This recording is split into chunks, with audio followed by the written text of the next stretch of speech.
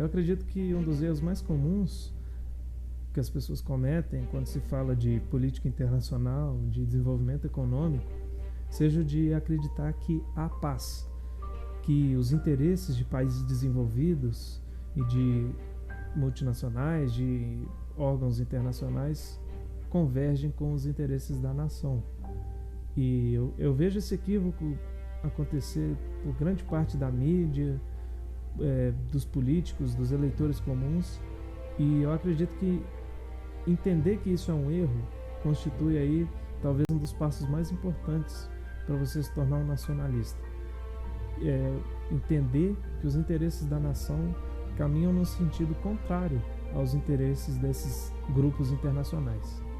O que acontece então na realidade é aquilo que o Friedrich List buscou ilustrar no Sistema Nacional de Economia Política, quando ele disse que quando alguém atinge uma posição melhor, chuta a escada pela qual subiu, a fim de impedir que outros tenham meios de subi-la. O que é isso, em termos práticos?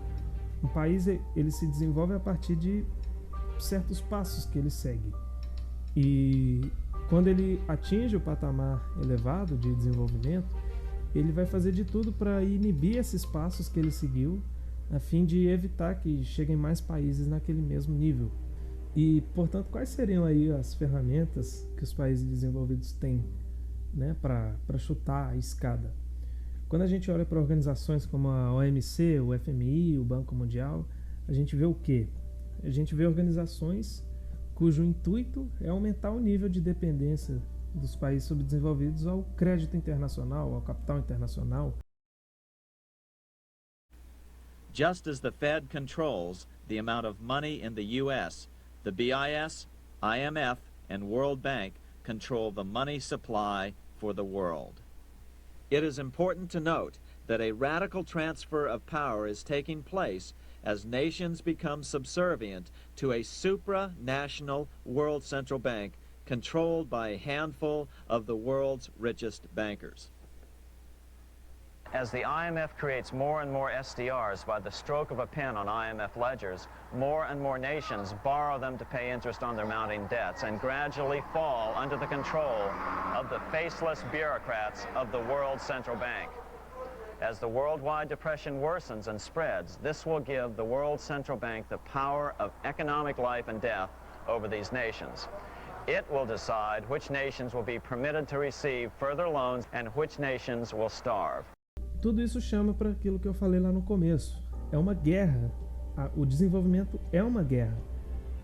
É uma guerra a essa estrutura internacional que quer aprisionar a gente nesse patamar, que quer escravizar o nosso povo, que quer sugar todos os recursos que a nossa terra tem. E, bom, você tem que estar disposto a lutar essa guerra. Se você não tiver, você vai ter que se conformar aí em viver o resto da sua vida de joelhos. Todo país desenvolvido teve esse momento de clique, né? de mudança de rumos.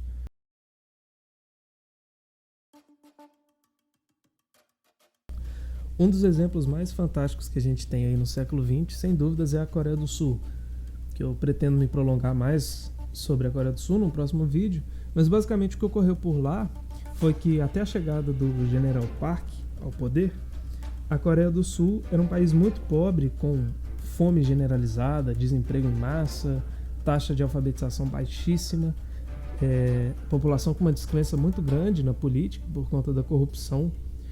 E depois que o General Park chegou, a Coreia do Sul passou a trilhar o caminho do desenvolvimento. E o Park representou assim essa mudança de rumos da qual eu venho falando, né? E como que ele fez isso? Ele fez isso através de um programa fortemente protecionista. Ele fornecia subsídios para as empresas nacionais, impostos sobre importações, crédito facilitado e aliava a esses benefícios planos de metas para as empresas seguirem. E aí as empresas que não cumprissem certas metas seriam retiradas desses auxílios. E assim ele criou um ambiente muito propício para o aparecimento de empresas como a Hyundai.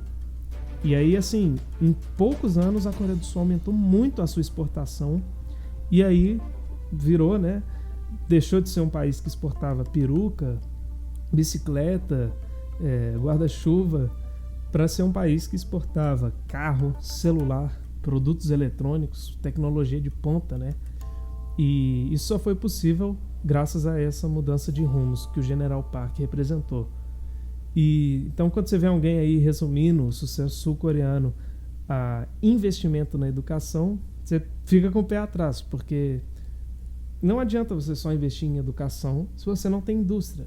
Se você fizer isso, você vai ocasionar a famosa fuga de cérebros e não o desenvolvimento econômico. As pessoas com alto nível de graduação vão sair do país, vão procurar os países que têm tecnologia de ponta.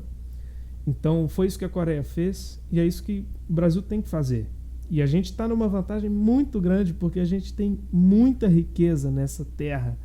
Então realmente para nós só falta atitude, só falta o pulso firme para decidir trilhar o nosso próprio caminho.